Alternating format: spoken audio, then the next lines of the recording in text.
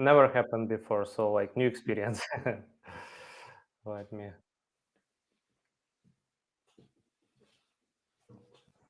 Oh, my team saying that we finally live. Oh yeah, yeah, you can see it. All right, cool. Okay, yeah, guys and girls, what's up to everyone? Welcome to the podcast, and I do apologize for this kind of technical issues. We were trying to go live, but it didn't work out instantly. First time, like we had some technical issues, but it's fine. We are here, and your waiting definitely was worth it. Believe me, today is going to be mind blowing podcast where you're going to be hearing from my end what kind of guest is there, and you will understand that you have to listen carefully and take the freaking notes. He will share his journey, and he will share as well some insights how he was able to build eight figures clothing empire, shoes empire, and like just making insane organic follower, over million organic followers on social medias, on one brand, on the second brand.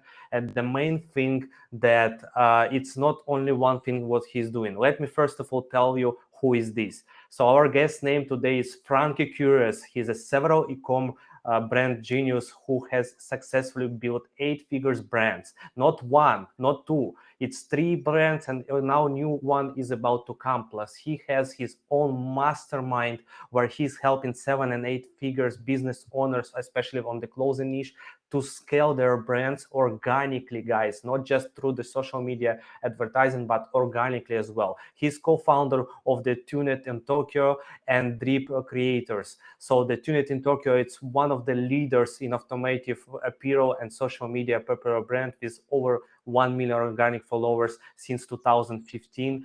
And he has a 32,000 square foot office where he's working 30 plus employers on his brand. And this person is definitely important today to listen and understanding how he was able to build that, especially he's so young. And from this point, I would like to give a couple of words to Frankie. Thank you, Frankie, for being with me today. I really appreciate it. Tell me, how's that going for you? Thank you so much for the intro, brother.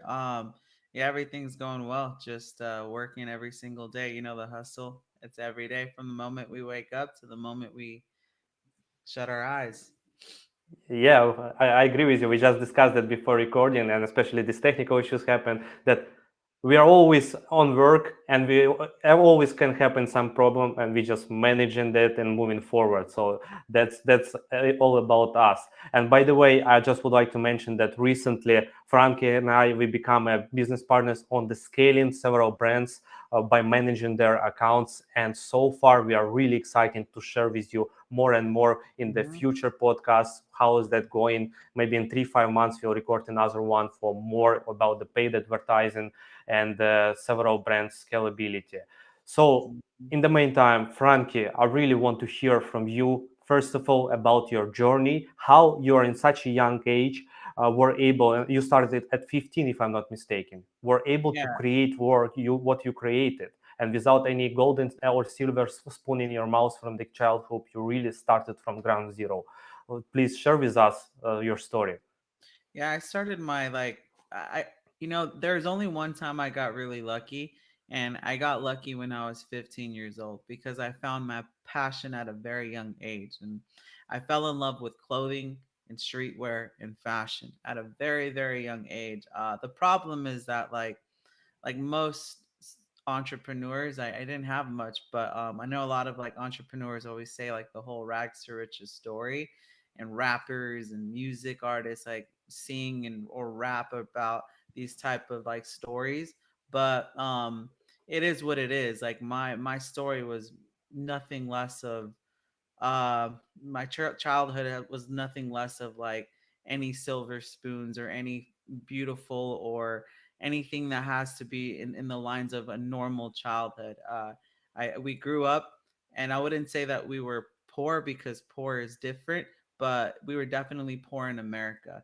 And Mm-hmm. I always had food and I always had love, but that's it. I didn't have the nice financial stability of being in one place. We were always moving constantly. Like as a child, I went to 14 different schools because we were always getting evicted from one apartment to another. I had My parents were divorced, they separated, so I'd flop between both of them, or one of my uncles or aunts would take care of me for a certain amount of time. So I was always like flopping around, and looking back, I feel like that's what's made me very independent. So I realized that like at a very young age, when I was like 8 years old, I remember I was getting dropped off at school, and my mom's car would break down, and so I'd always be late. And I started noticing like other cars, like, well, why isn't Tommy's car breaking down? Why isn't Zach's, my friends at the time, Mm-hmm. cars breaking down? But mine is. So I started realizing like, oh, it's money. We don't have money. And when you're a child, you don't really think too much about money. But I was Yep. thinking about money all day long. And so that kind of gave me that mindset, like, all right, well, my parents are always doing something to provide for me. I need to be independent on my own. So I know I'm young. I know I'm not smart enough or experienced enough yet. But one day when I get the chance, I'm going to build something, and I'm going to make as much money as possible.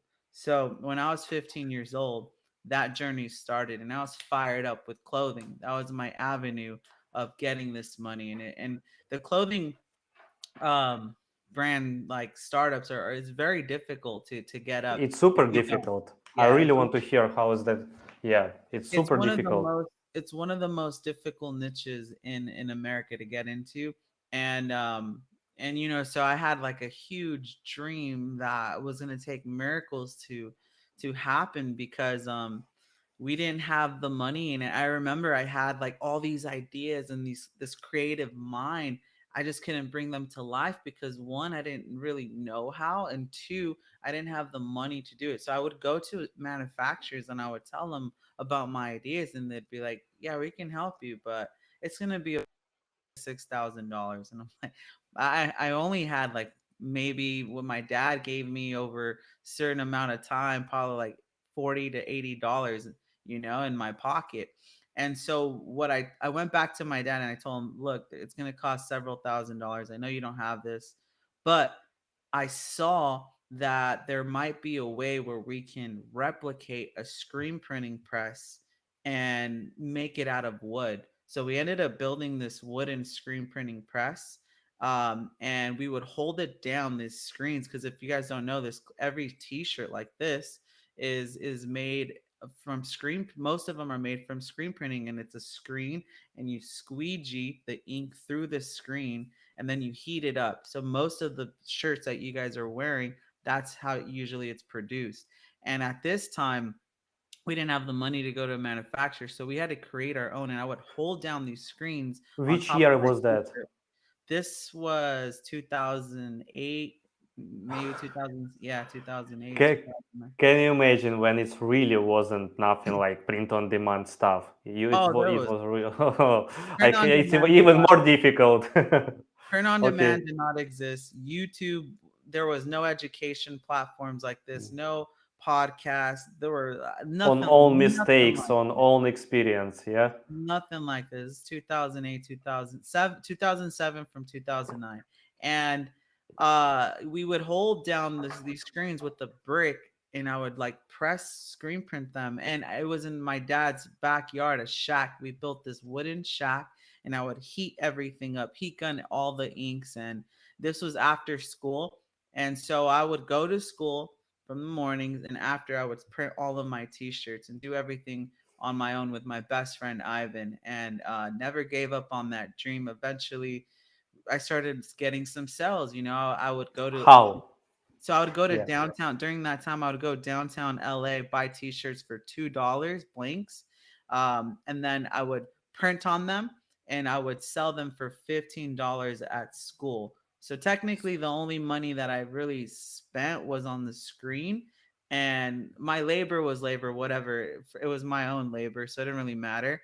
But I would just spend money on the blank and my time, so I can Uh, spend $2 and I would make 15. And for a 15, 16-year old, that's, if you make like $50 to $100 a week, I mean, you're the richest person at school. So Of course. so that's how I went from literally like doing nothing to make money to finally making about $300 to $400 a month at school, because I would sell these t-shirts for $15. And then I started building a You were street. selling to the same kids? Sorry. Were Yes, you? yeah, Yeah. So it yeah. means you have to create some kind of new collections for internal school needs. Yeah. Yeah, so my name started buzzing around my school with my t-shirts, and I started building a street team. So other schools started like picking up like, "Oh, I really like this clothing stuff." And I could only do one or two colors max because that's all I can do with my screen setup. And I started building a street team, and in a way, it was like affiliate marketing. Well, it is affiliate marketing. I would tell them, "Hey, for every t-shirt you sell, you'd keep $5. I only want $10 out of it." And some of them would be like, well, I just want the t-shirt. Well, you need to sell 3 t-shirts and I'll give you 1 t-shirt for free. And no, that's how I started building a buzz. And little by little, I started taking over schools and schools and schools. And eventually I started making about $500 to $800 a month at 16, 17 years old. And I realize that I have it in me to do something in this life. And it's not going to be easy, but in a way, I was a little delusional when it came to. I'm so fired up about making this happen that I'm going to do everything possible to make it come true. And I just never Ma- gave up on that dream. May I ask you, like, it's freaking amazing. I mean, at school, 2008, I finished the school at 2008, so like I would say, I cannot even imagine that time to happen something like that in my surrounding.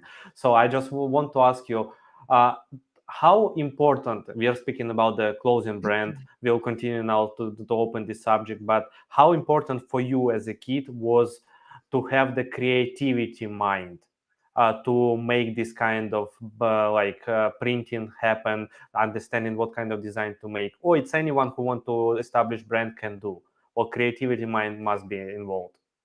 That's one of the things that every business lacks. Like, I always believe that a business should have 4 roles at the very beginning. At the very beginning, you need 4 crucial roles. And the first one is obviously the CEO. Everyone needs a leader, everyone needs someone to be the face and push the brand forward, a visionary. The second one, yeah, in my opinion, is a CMO. I feel like this, if without marketing, you could have the coolest products in the world, but if you don't know how to market your products, then no one's going to be able to see it. You need attention. The third one is operations. So COO is the one that operates the entire business, and make sure that your customers are getting their orders. And the fourth one that everyone forgets, I'm not talking about a CFO. That's much later. You don't need a CFO if you're not making any money. You need a creative director, and every business needs a creative director, and that's the line that I fell into. I'm an extreme marketer and I'm a creative director. So when you get those two built in together, it's very, very dangerous. The people that are the most dangerous in this world know how to create and know how to market those products. Those are the most dangerous Can't people. agree more. Yeah. And I realized this at a very young age, that I'm very creative when it comes to art, when it comes to design, when it comes to product, when it comes to ads, when it comes to marketing in general. And then this is why, like, when people ask me, like, well, why are you so good at marketing? It's because I'm so creative. It's because I figured out other ways or avenues or little loopholes or certain things that can really make a huge difference with my success and other people's success. So yeah, I think that being a creative director and being creative is literally one of the most important parts of the business. And if you're not one, then you need to find someone that is, because that's going to make the biggest difference. And people forget that when they're building clothing brands, there needs to be someone creative. Just because you want to build a clothing brand, well, everybody and their mama wants to start a clothing brand, but you need to be creative too. You need to be creative. You definitely need attention and marketing. The fulfillment, the CEO, that comes with it. I mean, you need to deliver You're your learning order. on the way. Yeah. You know, first thing first, like about I feel you about the like for being in the like kind of average family, but in the same time you feel yourself poorer than your neighbors, than surroundings, especially in US. I'm in Ukraine, so in Ukraine most of the people poor in around me, it was the Mm. surrounding. But still, like this kind of feeling is killing. That's why I believe we are here, we are doing what we are doing just because of that kind of childhood that we were fighting all the time, and you are an example of it. I would say right now to make as a kid at school extra $500 a week, it's freaking amazing. But Yeah. I just was sitting down and like, wait, it was 2008. It's equal to make like 1.5 2k a week now. It's insane. It's really like it's a huge thing in the 2008, especially without Instagram and social media platforms.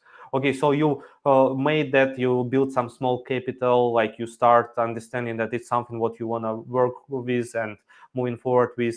So you finish the school, as I understand, and how everything else start just like growing up on your end and where it goes. Yeah, so like I wanted to make this happen. Like high school was like, to me high school wasn't about learning and networking with other people. To me school was for an avenue for me to build my business and sell. I mean, my customers are right in front of me. I'm talking to them every single day. And at the same time, I got into e-commerce. So I figured out big cartel before there was Shopify, Squarespace, Wix, and all these other platforms. It was big cartel and MySpace. So then I started figuring out, well, look, I'm selling all around these schools.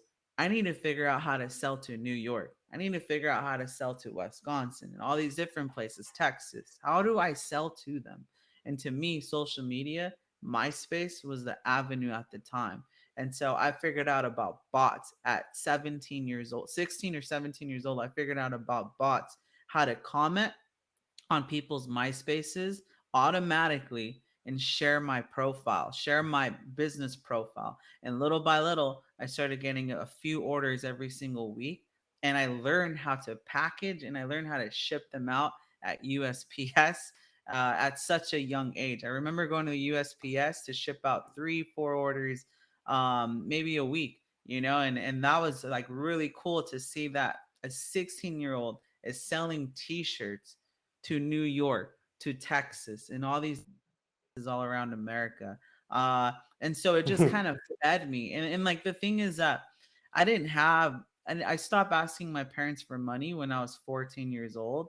So I didn't have like anything. I started this with just a dollar and a dream, but I always had love and support. So like my parents, they always told me that they believed in me. Like 1000% they believed in me. They're like, whatever you want to do, you're going to make it. You're so fucking like believable. You're so good at I what you're feel doing you. that I know you're going to make it in this life. And all that motivation and support, they couldn't help me financially, but my dad would drive me to the post office. He would drop me off in this. He would take me to LA. My mom would pick me up at school and help me get to places. So they would always be around and very supportive. So I didn't have the money, but I was definitely rich in family. And for my parents are from Mexico. They were born in like off of bricks. I just got a video yesterday actually from where my dad grew up, and I was trying to figure out where he grew up, and I just got a video, and it's bricks. They don't even have hot till this day. They don't even have hot water till this day. And I have a video of him sending me this like yesterday. It's the most amazing thing ever. And so they immigrated from Mexico here. So I'm first generation American, and it's a rough start. It's definitely a rough start. And Definitely. I grew up in America thinking that everyone grows up this way, but it's not true. So after now, I live like a really amazing life, and I'm very grateful for it. But I grew up thinking that every child in life was just like it is what it is. Like this is how everyone lives, everyone struggles, everyone goes through these financial hardships, but it wasn't the truth. Now that I'm on the other side, I see how a lot of people live, and a lot and how other people that live like I used to. And it sucks because when you're that young and you don't have no one to look at as a role model, as a successful role model, then you have no ambition. And I don't know where I got it from, the ambition or just understanding like that there's better than my little city. I don't know where I got it from, but I hope that I inspire other people that are in that situation, because that's not your life. It doesn't have to be your life. You don't have to be stuck in a small bubble. You don't have to be stuck in that area and struggle the rest of your life and live that life that you think is written for you. You write your own life, and that's huge to me. Anybody that's immigrated, you live in like a very very tough part of the world. And to me, like, I mean, it's the most amazing thing to see people come out of these crazy little areas and blossom into like an incredible entrepreneur. You definitely inspiring people, I will tell you. I'm surprising, like me, Ukrainian guy, like, come on, like nothing special. Story is crazy on my end as well, but I'm just saying that I was super shocked that I'm inspiring several people out there who like DMing me who I never even met. Like, hey man, your story is insane. I just got motivated and so on. I'm like, wow. But your story, your bro, like I would tell you again, I'm the third world country guy who like nobody cares about. Like, yeah, okay, I show up, well done, like story is great, but you close to people who are exactly Americans because my followers are Americans, so that's why they don't really care about me. But on your end, it is their childhood, it is their memories from what you came Mhm. from and where you now, and it's a huge inspiration that, oh my god, that guy made it in US. That he made it in US, so it means like I can do that as well. It's definitely inspiring people. I'm 100% sure about that. And I heard like how we knew each other, like in Denver. I flew to the powerhouse event, you were a speaker there. And Yeah, like I why I decided that it's valuable to listen to you, because I already heard only good things about you. So, and I never met you. So that's the thing about the personal brand and what message you deliver in the world. So well done, man. thank Like you. you definitely motivating people. Thank So you, yeah, brother. Thank you. continue. Yeah, and like that's the thing that most entrepreneurs, like, we go through these things. I mean, that's what makes us beautiful. I believe that because I went through such a rough childhood and rough things in life, that it kind of set me up for who I am today.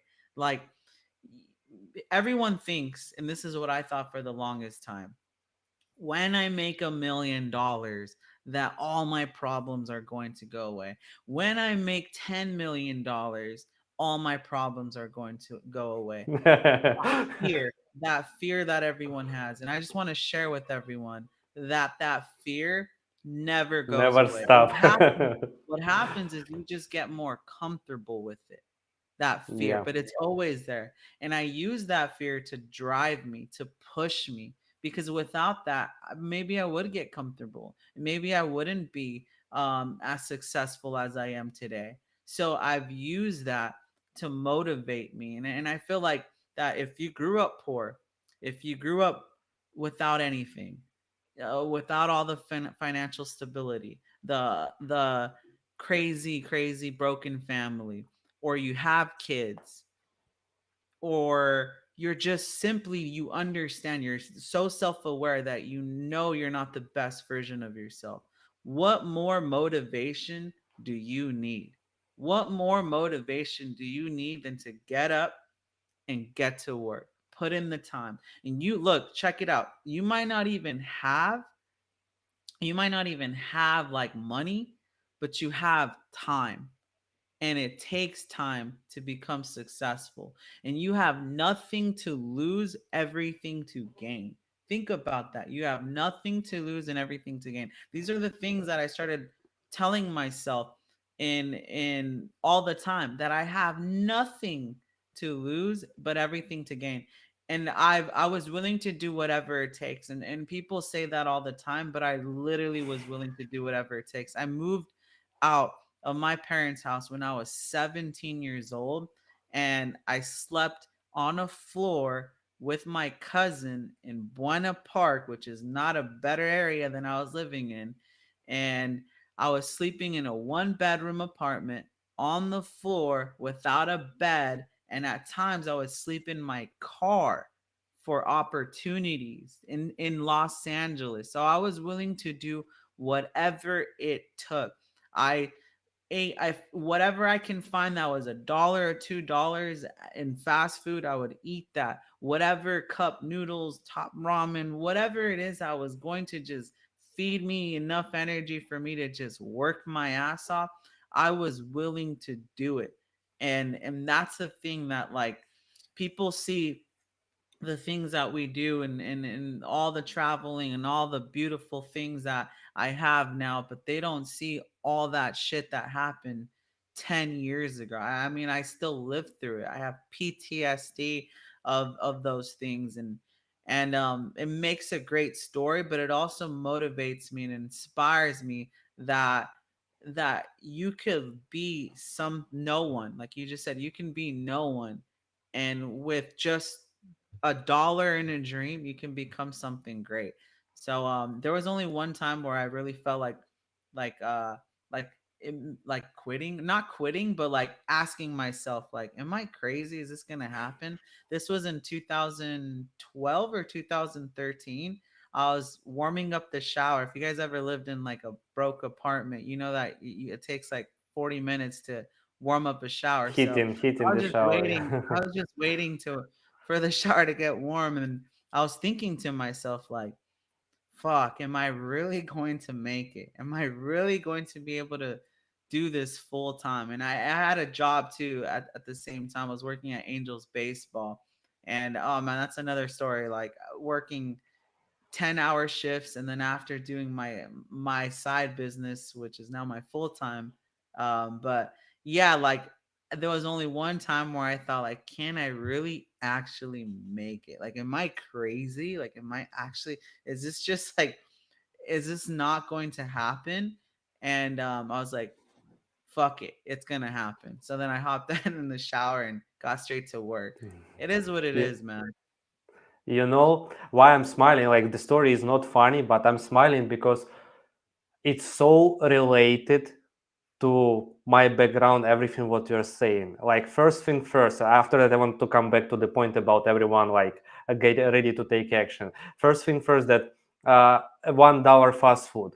I remember when I started diving into e-commerce 2017, I spent everything on Facebook, everything. I had 5 jobs that time. I slept really a couple of nights, 40 minutes a day, 40 minutes. When I was going Yeah. on the meeting at work, I was sleeping in the car just for 10 minutes just to get a bit like wake up because I haven't slept for a couple of nights.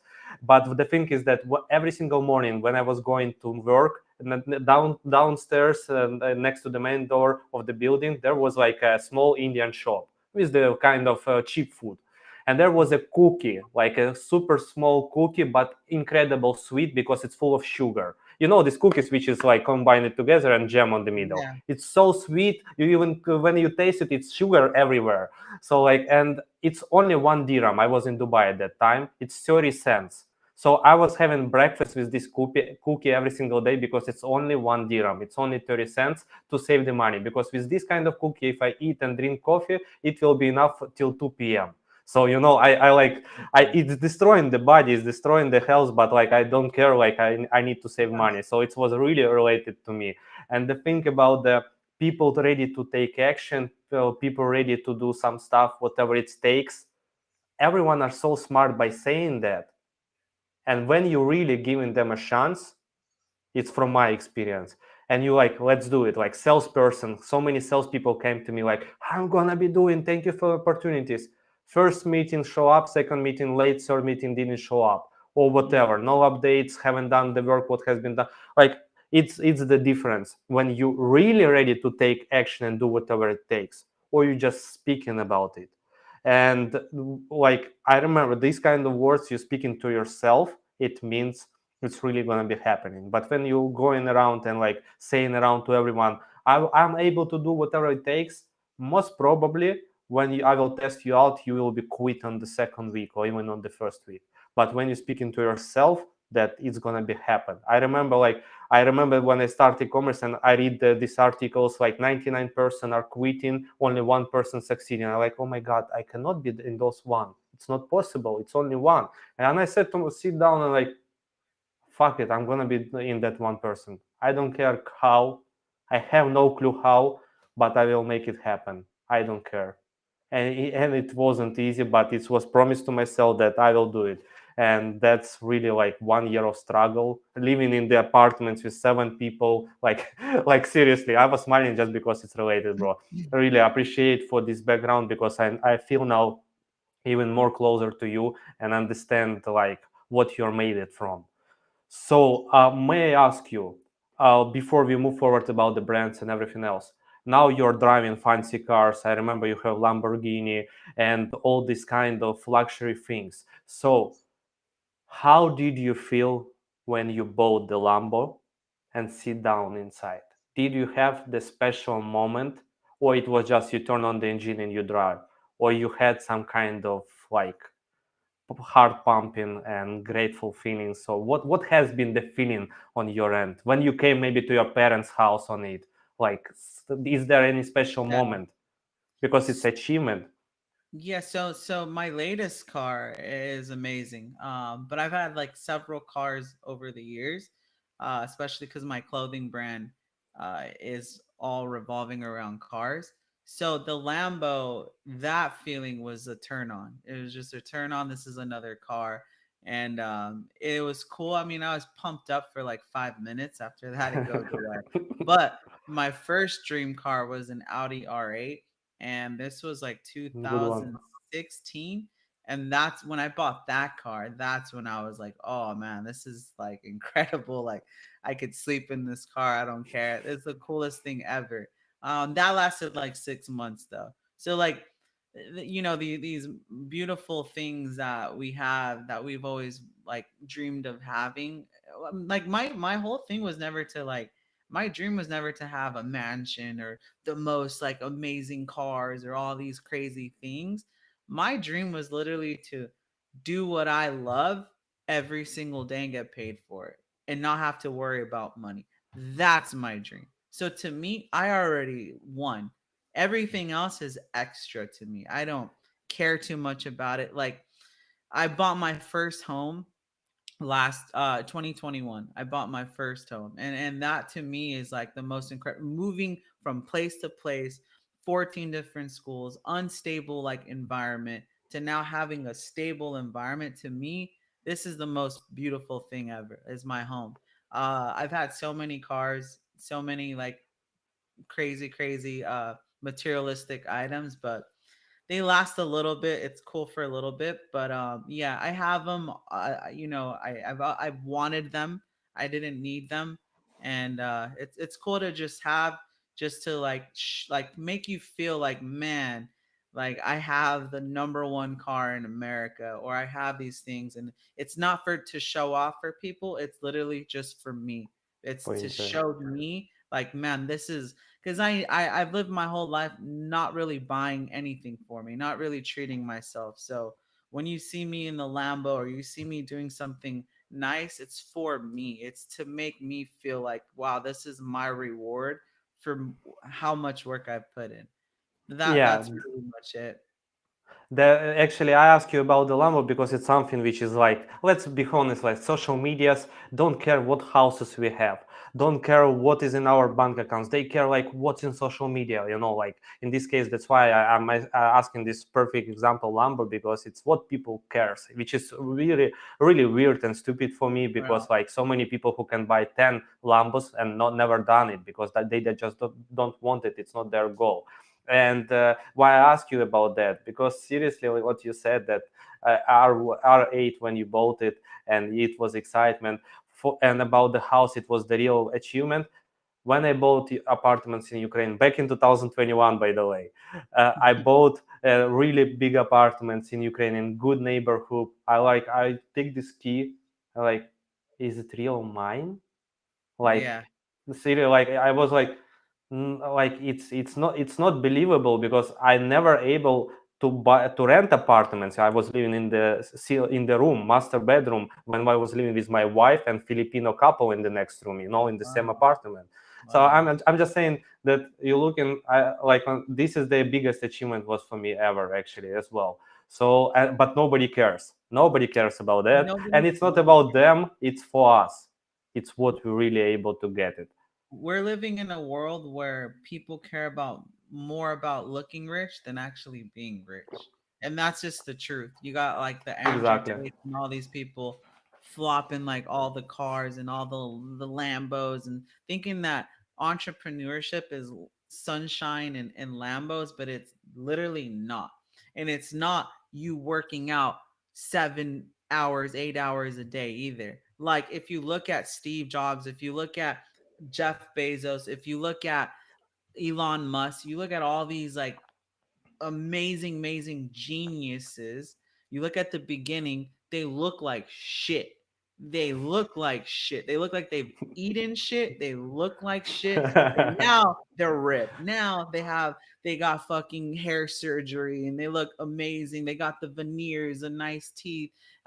Jeff Bezos is shredded in Miami. Like, I mean, look at them now. But they didn't look like that when they first started because they didn't have time to work out 8 fucking hours a day. They didn't have time to eat incredible salads and the most amazing meals.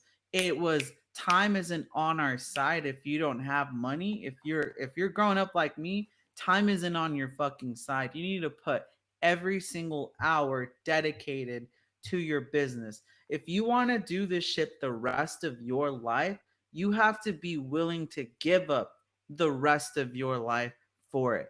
You giving 3 months, you giving 2 years, 5 years might not be enough. If you want to do this the rest of your life, you have to dedicate the rest of your life to it. Bruce Lee, the master of what he wanted to do. Mike Tyson, the master of his craft. All of these people, Kanye West, the master, the creative genius of his craft, Steve Jobs, the master, all of these people mastered. And that's the key word here. If you want to do mastery, well, then you have to put in time and you have to give up the rest of your life to it. It's like a monk mentality. And that's the same mentality that I've had since I was a very young age. I decided, like I said, I got lucky when I was 15 years old. I decided that I was going to do what I do today for the rest of my life. And we live in a world where entrepreneurs are changing their fucking bio every single day. I'm a crypto genius. I'm an Freaking true, bro. I'm a It's like coaching. Now I'm doing appointment setting and local setting legion, and so on, short so on. form content and bullshit like that. I'm a video editor of short form content now. You're just hopping on one boat to another boat to another boat and another boat. To I catch the haven't trend. I have not changed my fucking bio. It's been the same thing. I am the marketer, clothing brand guy. That's it. When you're talking about clothing, when you're talking about fashion, streetwear, building brands, that's me. That's my background. I've been the same person since I was 15 years old. And it's called Amazing. mastery. So when you think that people like me, you see all the success and all the stuff, I've mastered my craft and I'm continuing to master my craft. I haven't stopped. If anything, I'm Eh, working harder, more harder than ever now. I'm just a little bit smarter, that's all. I like admire your words, because it's exactly how it is. And like, one thing to show up and prove someone else something, we just have to work on our end, on our goals, our missions, and we will invest in time. We will buy time later on making better things to ourselves. only later. It's and buys the most expensive car or whatever to show up in social media and being broke in the stupidest thing, because you don't prove anyone else anything. So you will buy, let's say, like Mercedes for 60 or 80k, and at the end you don't have money for it. And after that, someone else will come to you, oh, why this 80k Mercedes with you? Why you didn't buy the Geländewagen? You will never impress everyone, and it's stupid to Mhm. try to do that. So you just have to do that for yourself. And especially like how, oh, this is so funny thing about entrepreneurs changing on the season. Seriously, season of crypto is growing. I'm a crypto genius. Like AI show up, AI like expert. Yeah. Like e-commerce again coming back to the rhythm. Oh, I'm back in the e-commerce, guys. Oh, local region. It's changing on the seasons. It's so funny, and it's exactly what's make the difference. When like my bio never changed as well, like still the same. I create one time, and like maybe words has been changed, but in the same time the subject was staying there. That's awesome, bro. I see a couple of questions here in the live stream, so at the end I will ask you maybe one or two, and I would like to share with you that one person, Kurt, said that, whoa, this guy is a live genius, the legend. So like this is to Thank you, bro. Like, and I love that people appreciate that. Let's speak now more about your brands, about powerful things which you created, how you was able to generate this freaking 1 million over followers on your social medias organically. And I know that so many brands, which is like you and me partnering now on the scaling those kind of brands through the advertising, they come in and they like organic as well, has organic audiences, organic sales because of you, because of your mastermind. So I'm really wondering how you are doing that, and how do you teach people to do the same, because it's freaking Yeah. amazing, man. So like where I first got my success was 2015. So I started my journey in like 2007 to like all the way to 2009. That was like in high school, grinding my face off. Um, like the very beginnings. And I didn't catch my first million it's in until 2015. And that was because of one single reason. I understood who my customer was. Prior to that, it was me. Let me drop what I think is cool. Let me do what I feel, what me. Then I started doing the opposite. Oh, I'm selling things to someone. I'm selling things to someone. Well, how about instead of me creating something and having trying to convince people to buy, how about I just make them something that they already want, that they already want to buy? So I identified a niche and I gave that niche exactly what they wanted. And that was Tuned in Tokyo. It was a clothing streetwear brand. And I found a hole in the market where there wasn't a lifestyle brand for them, for car people that love Fast and the Furious, this JDM Japanese car market. There wasn't a brand for them, and I created that. So the number one thing and the number one goal that I do in brand building now is creating products for my customers to buy. It's never about me anymore, and that voice as far as creativity has gone away, and it's only based off of my customers. So that was the most single thing that really drive my success in 2015. And when you're creating products for your customers, you start to get an organic reach. People talk, people create clubs, people create communities, and you start building this brand that soon becomes an empire. And little by little, you start taking over your city, your state, other states, and then eventually the world. And that's what happened. We catapulted, we built this little snowball that eventually started growing and growing, became an avalanche. And organic marketing is definitely like something where it started, whether it's someone referring, whether it's someone shouting out. And the cool thing about like where we started was with social media. So like Tuned in Tokyo was one of the first viral brands that went off of social media because of the content that we were posting. Well, we give our customers exactly what they want. They want to see dope cars going fast, doing crazy stuff. They want our demographics are women. They're like 95% women. I'm sorry, male for Tuned in Tokyo. So we gave them girls. We put girls in all of our ads and all of our content that we post. So we're just giving them exactly what they want to see. And then we're like, hey, by the way, we created this cool t-shirt, this cool hoodie that literally represents your lifestyle if you want it. So we give them content, and then we give them our little push of product at the very end. And we've always done this, and that's how we started growing and growing organically. How Meme fast page was the marketing, growth?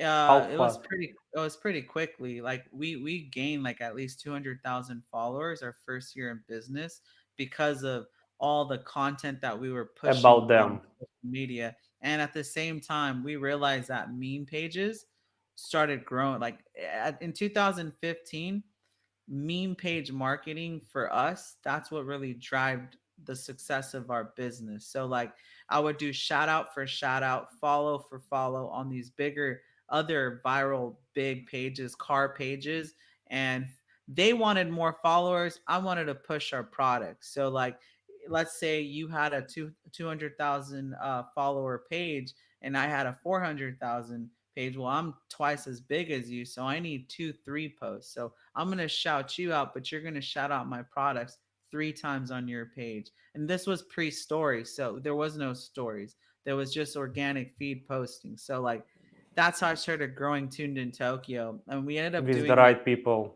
yeah, we ended up doing about like 300 like 400,000 our first year, close to 400,000. I was doing apparel manufacturing on the side too. We did 700K with that business.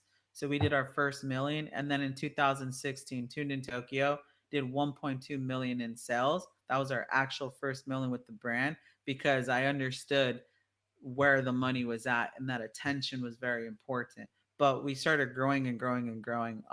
Later on, I made a shoe company called Drip Creations in 2019, and that grew from 0 to 700,000 followers its first year because of virality and literally understanding who your customers were. And our customers, who we based Drip Creations for, was influencers. That's what we wanted our customers to be. Hmm. Influencers. Imagine that. I've never heard someone say those things. That who do you want your customers to be? Influencers. And so we created these shoes strictly for influencers. So what do you think happened? They started buying our products, opening them up, being super happy about it, and posting it. So instead of us Without paying even you asking them. yeah, exactly. Instead of us paying $10,000 for a shout out from Logan Paul, he would literally post it for free because he's so happy about what he just received. So you just create for them like, hey man, I'm inspiring by your page. You're really awesome. Listen, to be honest, I would like just to share with you something which is I believe will be completely related to you and fit you well. Would you mind to share me your address? And this is like main message, something like that. Am I right? It was like, hey, we noticed you love dogs and you have this cute dog named, I don't know, Oreo. Like we would love to put Oreo on one of our shoes. We would love to customize a shoe, put Oreo on one of our shoes. Would you be interested in? And then they would be like, heck yeah, man! Like here's my address, here's my shoe size. Like awesome, we're gonna get it out right away. And then boom, Nice. we wouldn't tell them anything. They would just get a package one day in the mail, and bam, they would open it up and be so happy, so pumped up. Take the picture of the shoes next to Oreo, their dog, and I mean, it was like perfect. You couldn't ask for anything better. I have a question. That's incredible, actually. Incredible and sounds even easy, not in terms of implementation, but logical and easy steps, which is freaking amazing. Definitely, it wasn't that easy at the beginning. But what would you say? Now it's 2023. It's not 2015, 16 anymore. Does this strategy still works on social media such as Instagram, Facebook, TikTok, or whatever? How would you do now? Or you would repeat exactly the same process? I would do both. So the new strategy now, everyone like leans towards media buying. Let's get ads up right away instead of organic, instead of influencer marketing, because it's like the more harder thing to do. I would still do both. That's what I still to this day still do meme page marketing. I just don't do it the way I did before. Now I'm running ads through the pages. I'm whitelisting through those pages. So like if you find 5 different meme pages and you're paying them for shout outs to promote your products, and one of those 5 end up doing really well, we'll add those accounts to our ad account, those pages, and we'll run ads, sponsored ads through their pages. And that, instead of getting less than 1% engagement, now you're getting full engagement. And so it's the same thing. It's just now we're combining media buying with organic together. Same thing with influencers.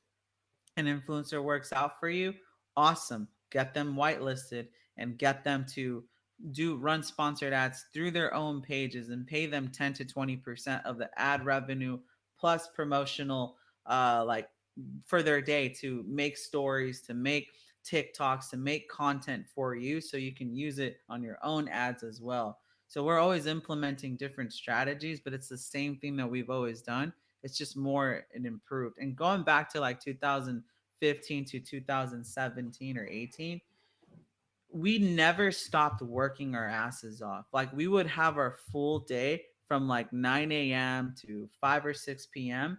and we would vlog. So like another thing that we would add to organic marketing now is vlogging. So we started vlog. If you guys go to YouTube and type in Tuned in Tokyo like vlogs or whatever, you'll see our YouTube page and you'll see that we've created hundreds of videos of us vlogging after we worked. So we would work our full day, and then I bought a car just to create content on YouTube for my brand. And I would work on the car. I would update the stereo system, change a regular, I would put a body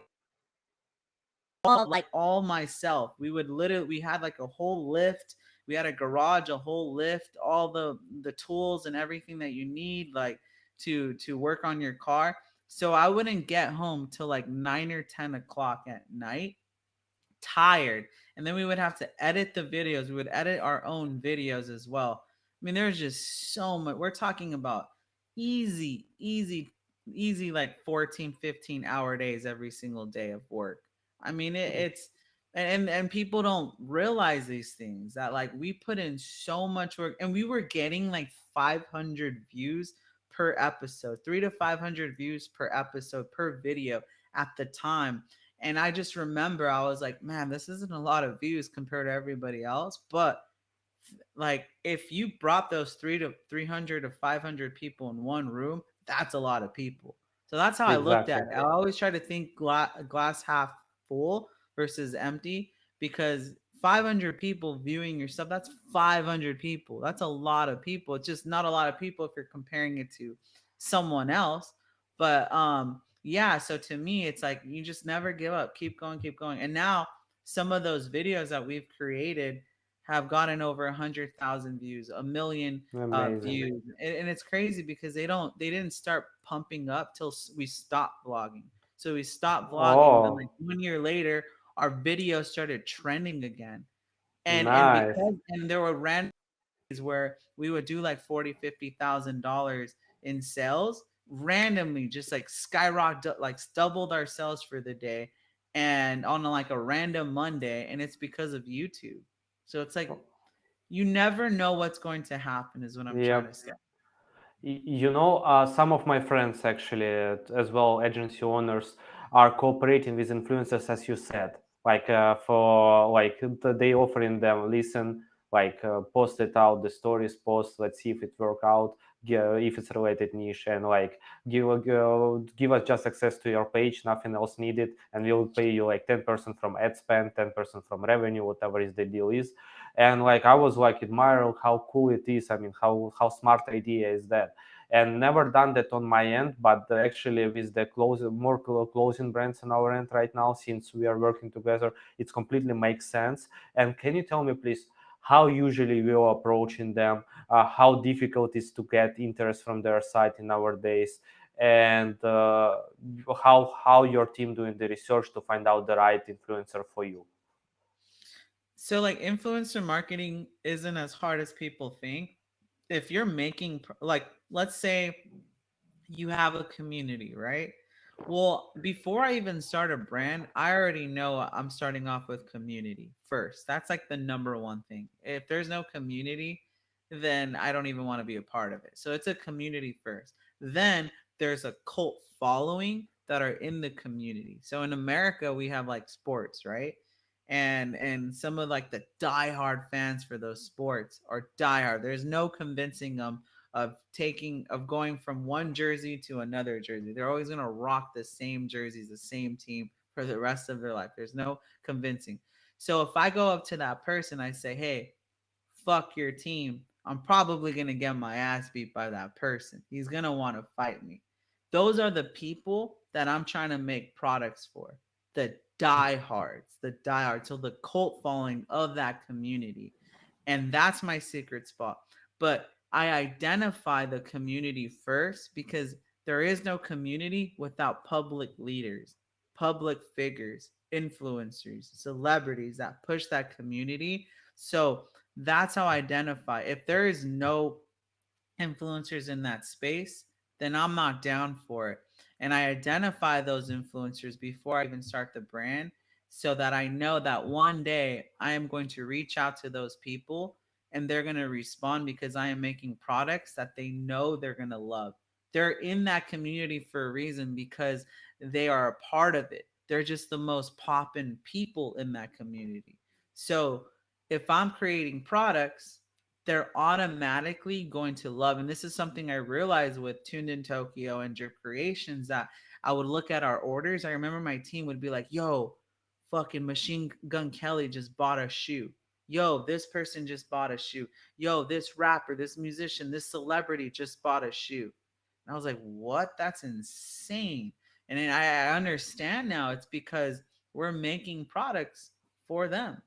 We're making products that they love. And so when we Mhm. hit them up about that, then it's automatic. But another thing too is high perceived value.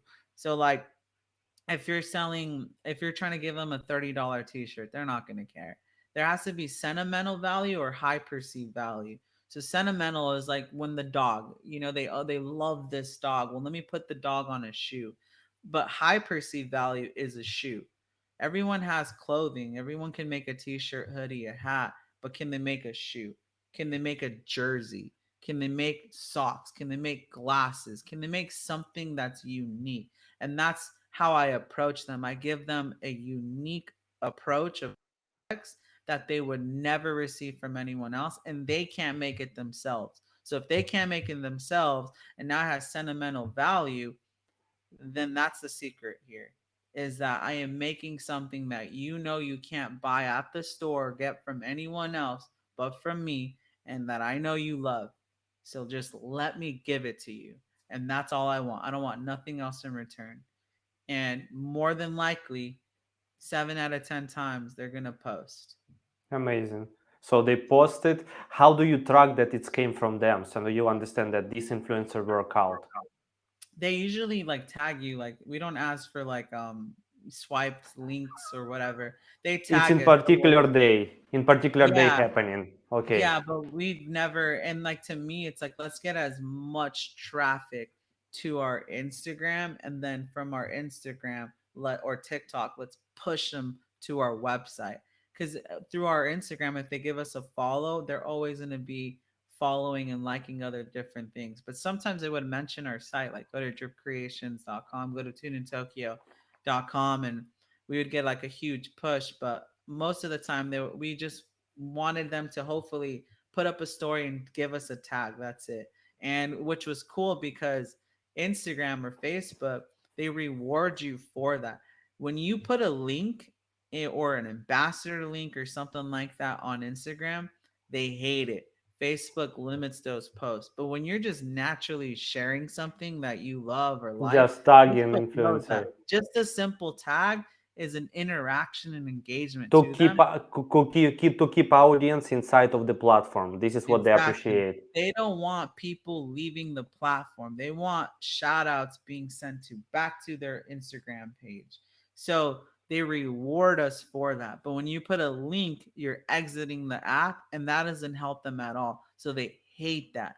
And that's why they you're either gonna pay us or you're gonna stay on our platform. That's all they care about.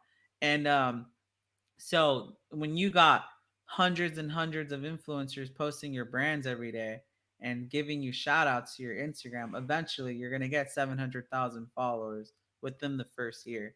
And that's how it happened. That's amazing. I mean, it's really smart strategy, and like even this kind of shout outs on the like memes or whatever it means, pages like cars or whatever related to the niche is well super smart. And really, what is cool that you're not asking anything, you're just sending them. And as you say, send 7 out of 10 just giving a tag. Now I understand. You see the spike on that particular day. Oh, okay, this influencer work out really well, so then you reach out to them like, hey, like let's do partnership. So Yep. it's cool, it's really cool. And especially now he's engaged, now he's handling something in his hand or on his Hmm. legs, and like fuck yeah, like the product is awesome. And you know what's the thing, people as well, okay, my wife, she is not influencer, but she's quite pretty lady, you know, and she's getting that approach from because she has high engagement on the page, small page, Instagram page, small one, but high engagement. And she's Hmm. getting time to time like leggings, some like sport wear, you know, hey, can you be our ambassador? She's showing to me like do it if you want. No, I'm not sure about the quality, I don't want to sell introduce on myself anything what I don't trust. And when you already give something to them, they already see freaking quality, the freaking awesome product, and like, okay, I really love to give them a shot and plus make it money from it. Why not? So Yeah. it's super smart, man. Yeah. Awesome. And the cool thing is, like, once you have like their shoe size or their t shirt size and their address, keep sending them shit. Every 3 months, send them shit. And that's what we would do. We would send them more and more and more and more items without them even knowing. One day they get home, they're like, whoa, what's this? And again, another shout out. So And it it doesn't cost you anything. doesn't Cost of cost one nothing shoes. but the product. That's it. And whatever you make your shoes for, whatever you make your t-shirts, compared to paying them, which is minimum five. If you're an influencer, you want 500 minimum to like $10,000 per a shout out. So it's like it's the best way possible. Cost And is like $20. You send it plus delivery, 25 for $30, and here you go. Yeah, and Awesome. like if you have a clothing brand, I'll add to it. If you have a clothing brand, um, with Tuned in Tokyo, we're a clothing brand. We didn't like there was a lot of influencers in our space, but they all had their own clothing brand. So what do you do in that? What do you do in when that Good happens? Well, point. you start coming up with a different way of approaching them. So to us, it was two things. Well, they all have cars, obviously influencers have cars in our space. Let's create a detail spray and a wax kit for our communities because all of our community loves their cars. Well, let's create something that I know these influencers can't create. And that to me was cleaning how to clean your car products basically. We created products for these influencers to clean their cars. And so we would give them this kit and it was called Tokyo Wax, and it had everything from like a rag, detail spray, wax, Armor All, everything. And so like when they received these products, they were like, "Whoa!" And it was a box, and it was $100 to $150 box. So they're immediately like happy about it. Another thing too is we started throwing events, our own events where we funded them and they would cost us anywhere from $50,000 to $175,000 per event. And we would fund and produce our own events, and we would tell the influencers to have meet and greet so you can come and meet your all of your fans and whatever, and we'll have a beautiful section for you and so on. So now we're providing things to those influencers that they know they can't do themselves. They can't throw events, they can't create wax, they could create t-shirts and hats because that's easy to them. And that was our approach. And when they would talk about go to Tuned in Tokyo, go to Tuned in Tokyo event, go to Tuned in Tokyo event, well, those people are hearing Tuned in Tokyo, Tuned in Tokyo, Tuned in Tokyo. Now we become the leader of that empire, or we start building an empire. And that's how it works, man. You just got to be smart about these things. Out of the box, bro. Out of the Yeah. box. Always Really think of, yeah. incredible, incredible story and incredible ways are really. will be surprised if someone is watching us and haven't been and he's in industry, and if it's even not clothing, it could be done in any kind of niche, and you haven't done any notes, so you won't be rewatching this video again, you're doing the freaking mistake. That's the thing. I had a podcast with Jose Torres. You know him well. It didn't go live yet, but we were discussing media buying so deep, in such kind of like, really, you need to do this and that, and this is how you will expand. And I said, listen, we are speaking now about this kind of secret strategies, which is really workable. I know that I'm implementing them, and like, even if we'll explain everything in every single detail, like even open ad account and show them, most of the people will be just listening and like, wow, mind blowing, and they turn off the video, and won't take action. So it's actually majority of people like that. I would say almost 100% people like that, and that's why you shared an amazing value. And I hope that at least 1% of these 100% who are going to be watching us will take that freaking action, which will make difference for his like not existing brand yet, for his like journey. It will be just switch ups and down, because seriously, these strategies are super implementable and easy to do if you put the time and work on it. It's Yeah, amazing, yeah. man. Yeah, I mean, guys, the perfect moment's never gonna happen. Like, it's never gonna Exactly. be. The whole thing about like my journey has been imperfect at 100% rate. Like, it's been an imperfect action. Just taking on things, taking that meeting, taking that opportunity, risking that thing that you've always wanted to do. Like, that's what entrepreneurship really is. It's nothing but imperfect action, and it's consistent action, and being extremely patient, you know because like most people get over analysis paralysis, where they consume all this value, all this content, and they're like, well, I don't even know where to start, I don't even know what to do, I don't even know how I'm going to do it. Well, you're asking all these questions already, but you have all the information. Like, just freaking get your ass up and do it. Like, Exactly. really nothing more. Like, if you Just fuck take up, action. if you mess up, well, It's cool. fine. You messed It's up. fine. You messed up. Yeah, it's We good. mess up all the time. Entrepreneurs create a mess. There's nothing in our life that is well balanced and perfect. There's nothing. Everything is we create the biggest mess everywhere and every day. But that's how we get to where we're today, is we create problems, we've made mistakes, and we learn from all of them. We learn from our failures, we learn from everything that we do, so that when it comes time, you already have that experience of making those uh, failures and mistakes, so that you know exactly what to do. You're not going to go left, you're going to go right this time. You're not going to go Yep. up, you're going to go this way this time. So The, it's constant just experience. it's completely like there is never ever anything smooth going on. Even if something the most smoother way, you still will have pitfalls. Someone got sick, someone got accident, someone fail on something. Like, there is always a supplier didn't deliver, like always happens something. Yeah. But the thing is that uh, you have to fail and enjoying it, because it's a part of the process of learning. The main thing is you should not repeat the same mistakes. You have to learn on these fails, and just like you said, last time I went to left, this time I will go right, because you don't want to Yeah. repeat this mistake anymore. Okay, guys, I want Frank is here for you. I noticed there is a couple of more comments, questions.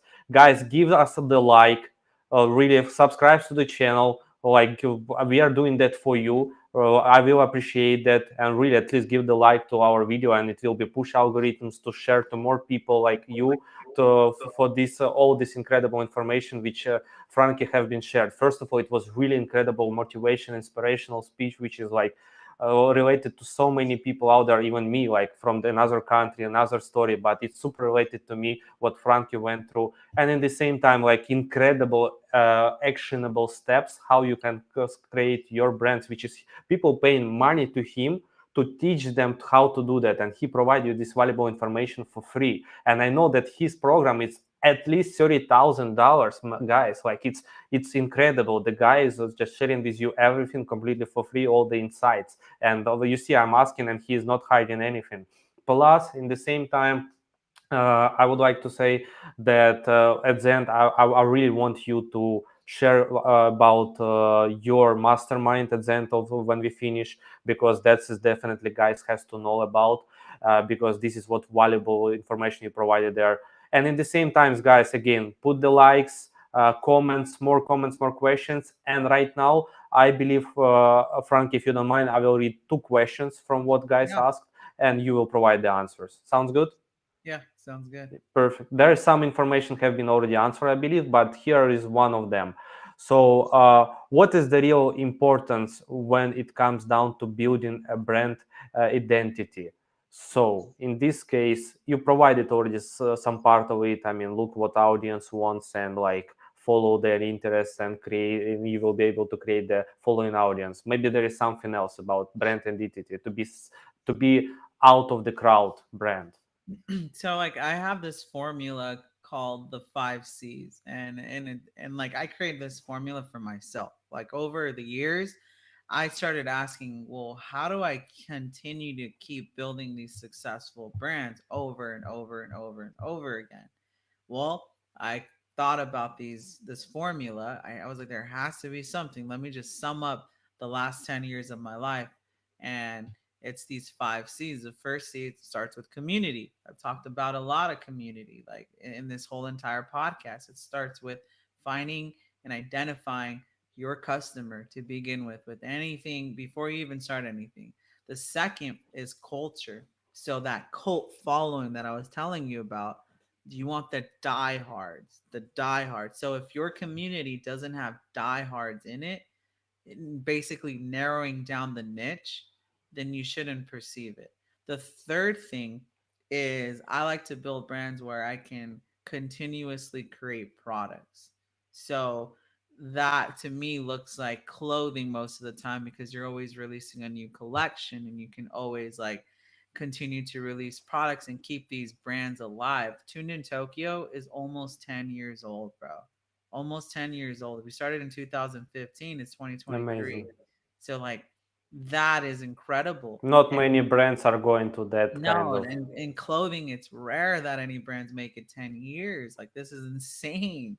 And it's because it's continually creating products. We're always making new collections.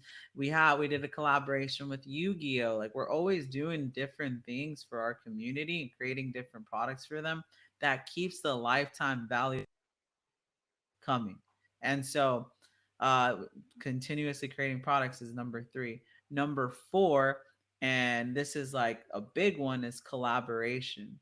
Like, who can you collaborate with? Can you, like, is there a person? Is there your community? Is it influencers, or is it brand to brand? You know, does it make sense to do collaboration with brands to brands? And all of this has to happen organically. It can't be forced. A collaboration is, hey, I have an alcohol company. Let me just pay you to promote this. A collaboration is taking someone else's identity or a brand's identity, your identity, meshing them together to create something new. That is what a collaboration is. And the fifth one is content. Can you create content? Can you create good natural content that produces, whether it's ads, social media, whatever, just content for all the platforms in a natural way, not forced, doesn't look weird, and it shows and it communicates the lifestyle. Because through content, that is how you communicate today. In 2023, you communicate through content, whether it's podcasts, whether it's ads, whether it's organic posting, any form of way, it's always through content. So that's how you communicate the lifestyle. And with those 5 C's, if you got all those 5 C's, then you have an identity, because a brand is made up of those 5 C's. So that's the best way to answer that. Amazing, amazing. Appreciate it. Another question, which is could be one of the tips has been provided, but still, like, thank you for valuable information. John said, can you please provide three short tips on how to deal with the competitors? So one of them, you actually was giving a great example about giving a gift special product created for them only. I believe it's already a great tip. What would you say about the other two? So the beautiful thing about competition, it kind of keeps you on your toes. But what I love to do in my world is I don't really look at all. Like I'm glad I have competition if I have some, but I don't really look at them. What I do look at is other niches and other categories. And when I'm inspired, I'm never inspired in my industry. I'm inspired by other industries. And it's like, for example, like the Super Bowl. That's a really big thing here in America. They Yeah. have those people spend $1 million minimum on those commercials per commercial. So what I like to do is I like to see those commercials and recreate into my niche with my own flavor, my own taste, and then it becomes original. And I do this with my clothing all the time. Tuned in Tokyo, we weren't the first brand. We weren't well, we were the first brand, but we weren't the first people to make merch and clothing for this industry. It's been around forever. I love Hondas. I love my Beamer. I love this or car shirts, whatever it is. We weren't the first ones to do that. But what we were the first ones to do is take all of the inspiration I got from other streetwear companies like Stussy, LRG. If you're in the clothing industry, you know this, Supreme, and all these other brands. And I would bring them into my niche, recreate with my niche, and it became original. And they've never seen that. So when my competition saw us do that, they were fucking mind blown. They were like, holy shit, like this is so fresh, so new. So don't really look at your competition too much. Look at what other people are doing in other niches. Give me a follow. See what my brands are doing, what my companies are doing, and get inspired by that. And then recreate what we're doing for your company. And I promise you, you're going to see success. Like I've done that so many times. I got inspired by non-clothing brands all the time. Movement watches, it's done over 100 million in sales online. They were one of the first companies to really branch. I've gotten so inspired by them. I've gotten inspired by Fashion Nova, like these other companies that really have nothing to do with my niche.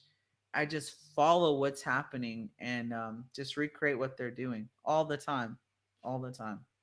Awesome. Awesome. Amazing answer, man. I would like to ask two more questions from my end. One is more longer, one is shorter, will be answered. So the first thing first, it's going to be the last two questions. The first thing, you are in the industry for already 18 years and you have built already like several brands and helped several people out there. What's your plan? What's your goal for the next 3 5 years? Like, would you like to scale and expand and after that make the exit, or you look in your brand as a something lifetime and you're going to be handling that forever? And what's your vision for the next several years for your for what you're doing for this kind of brands? Yeah, so for the future, I definitely want to do exits of my businesses for sure. I mean, that's the goal, building them to sell, and hopefully it will happen. Um, the next thing that I want to do is like I want to continue to coach and help people. Like so many throughout the years, how can you help me? How do you do this? How do you do that? And I got really tired of like trying to help everybody one by one. It's very difficult when you're running your own businesses. So like I put together this coaching program to help everyone as a whole, and it's really successful. And I just started it 7 8 months ago, and I'm basically building the largest brand club in the world. We have over 500. It's very affordable, and I love the beginning of everything. Like to me, my favorite part about like creating a business is the beginning of it. It's that creating the business. It's not taking them from 500,000 to 10 million a year. To me, it's that beginning stages, is creating something Mm-hmm. fresh and new. That's what I love. That first $1,000 day, that first $20,000 a month. That's my favorite part. So just continuing to build brands is definitely like in the future. A few days ago, I have seen the stories.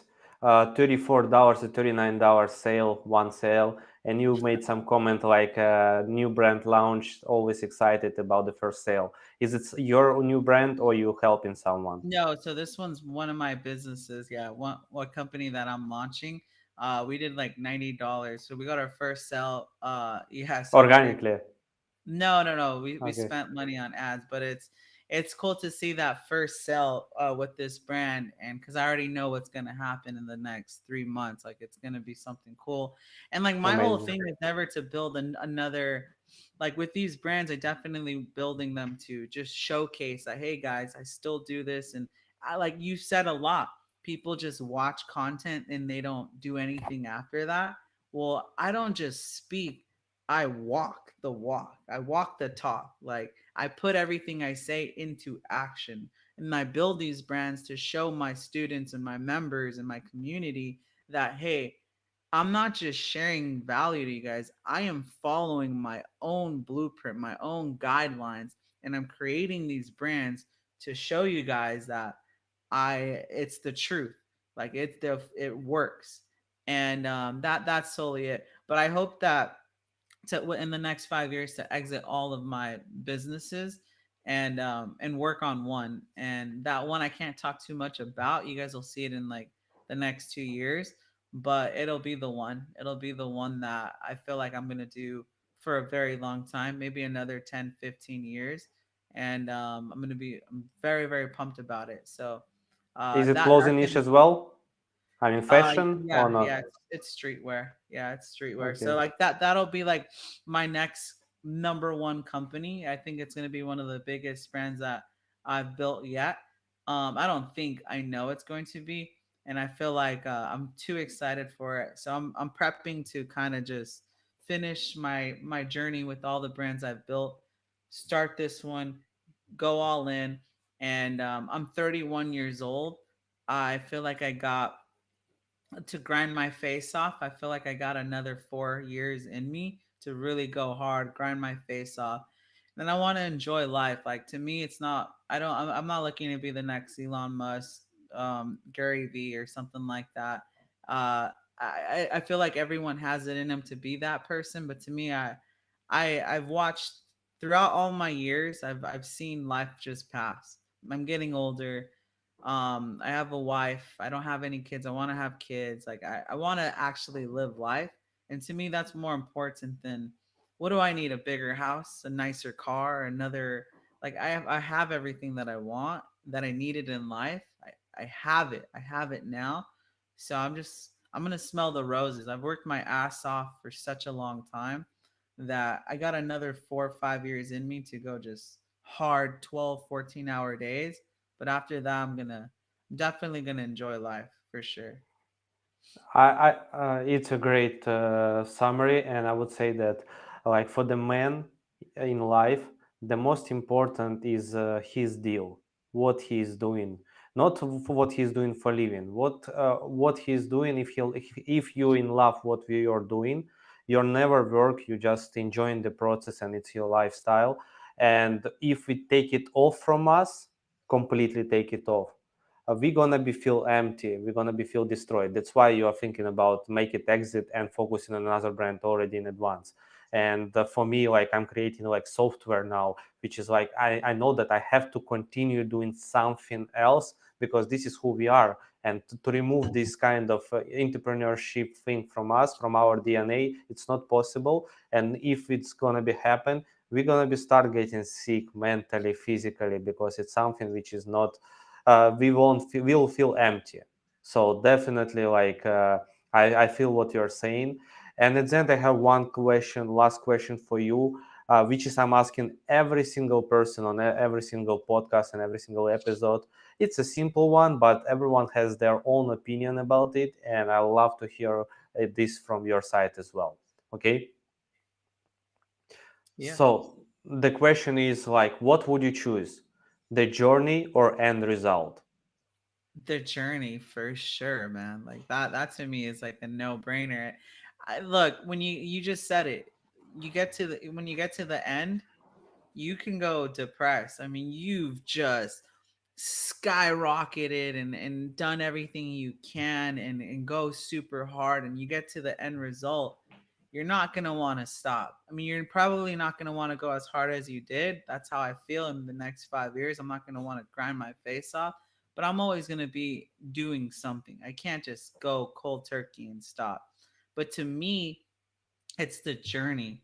There's this movie called like Click, or I think it's called Click. Yeah, it is Click with like Hmm. Adam Yeah, yeah, Sandler. yeah, I don't know if you guys, yeah, yeah, and you can see that he wanted the end result. Click, let's yeah. fast forward, let's fast forward, let's fast forward. And then he got to the very end. It's hard not to cry on watching that movie at the very end because all he wanted to do is go back in time and spend more time with his family and see all the moments that he skipped. So I'll never skip to the very end. I want to enjoy the process, enjoy the journey of living and creating mistakes and creating new businesses and learning from all the different things that I've done, like and looking back and be like, fuck yeah, we made it this I far. So made it. to Yeah. me, yeah, journey all the way. Appreciate it, man. Great answer. And always love to hear the different opinions about those kind of questions. Anyway, guys and girls, whoever stay till the end, I admire you because you are those people who are really able to take action. Because people who are not feeling lazy to spend their time on the educational content and focus on it, it's people who are really able to make the results in life. So you are not lazy. You are exactly the one who is there. You need just guidance. You need just taking action and never quit. And according even to that, like I believe, Frankie, you are able to share an amazing opportunities regarding your mastermind. Like whatever you can provide, and your social media will be added under this video, and all the podcast platforms will be having in the description your Instagram, your brands. So would you like to like present your mastermind?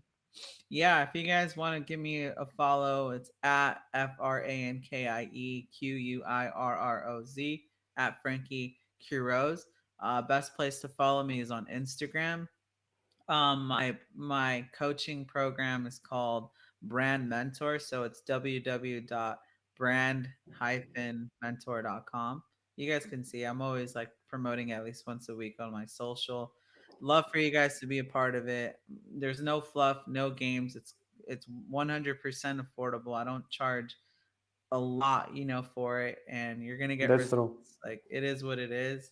If you apply the action, you're definitely gonna. If you apply action, you're definitely gonna get results. There's no way that you couldn't. And yeah, man, I'm looking forward to building with you, creating our own business together, and what we're doing together, help other people scale their brands. And I think what we're doing together is amazing. I'm helping people start something fresh, get it to where we want it to be, and then it's like, hey, let me take you from your current stage to now $100,000 plus a month. So I'm prepping everyone for us pretty much. It's literally like we're building the largest brand club in the world, and we're helping them build an empire or scale their brand into an empire after.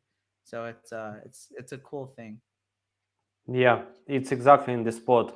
So if you have a revenues in your store which is already consistent for 6 7 months, and you just have problems to scale to multiple six figures because of the skills or because of the not enough technical people out there who can help you out, or for some other reasons. So we are here exactly what me and Frankie are doing in our days as a Frankie Curious and GSM agency. We are giving the chance to such kind of brands to be on the level over multiple six figures, even seven figures a month, by just implementing all our experience and all our knowledge and our team, which is quite big right now, to help you out be on that level. And we are not speaking, we are taking action, and we are actually not we don't want to work with the not right for fit people. Seriously, if you are serious about that, if you apply, it doesn't mean that you're going to be able to join, because me and Frankie, we choosing who we work with,